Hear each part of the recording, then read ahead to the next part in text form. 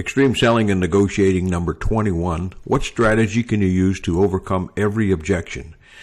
You know, I have some friends that are comedians, and what they do is they have to be able to handle every single heckle that the crowd brings up to them.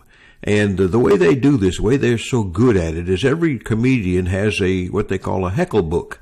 And in this heckle book, they have responses to every single heckle. And when a new one comes up, when some wise guy in the audience makes some kind of comment and they don't have it, they figure it out, they write it down, and they put it in their book. So they have their book of heckle responses. And I always thought that could be a great thing for us to do as salespeople. But how do we do that? How do we have a response to everything? Well, Abraham Lincoln was one of the most successful lawyers ever. And what he did is, without knowing it, he probably invented this technique I'm going to tell you about. But what he would do to win every case is, first he would listen to the opponent, get up, and his opponent would give every reason why the jury should vote for him. And then Lincoln would get up and he would repeat everything that the guy just said. And then he would say, but you want to consider this. And this was his bottom line. And this is what we are deciding here today. And he, without knowing it, he probably invented what you might call the feel, felt, found response. And the way it works is, you know, I understand why you feel that way. Everyone I talked to today felt pretty much the same way until they found out here's the market has gone up or prices are changing and so on. And, so you can use that feel, felt, found as a structure for just about every single objection.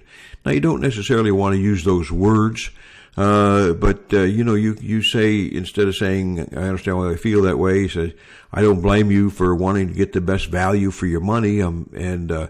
Everybody that I ever talked to has always felt the same way, wanting to get the most value for their money. And when you buy from me, here's what you really get. So you're using that structure to respond to your objections. You know, I don't particularly, I'm buying from a friend. Well, I understand why you might feel that that's a really good idea. A lot of my customers that I have right now, you know, they were buying from someone, and once I showed them the price comparisons and so on, it kind of made them take a look at things a little bit different, and they found that sometimes your friends are not so much your friends; they have a tendency to take advantage of you.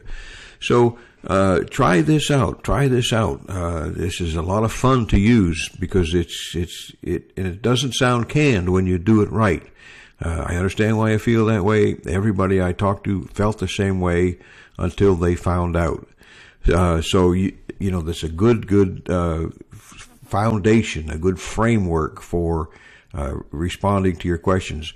And then do what the comedians do. Take a notebook and write down every objection that you can come up with. There's about 18, I think, that that most people can come up with. And take those 18 objections and write out your answer using the feel, felt, found as a foundation to every one of them, and review them and start using them, and you'll find that, man, you are just better than you ever thought you could be at overcoming these objections that really scare us. And remember, most customers, before they buy anything, they're going to have at least 5 objections before they say yes. So we're going to run into these objections no matter what. So we might as well be prepared for them and not just let these objections scare us away. So with that in mind, you have yourself a great day. Go out and make a great sale, and we will talk to you soon.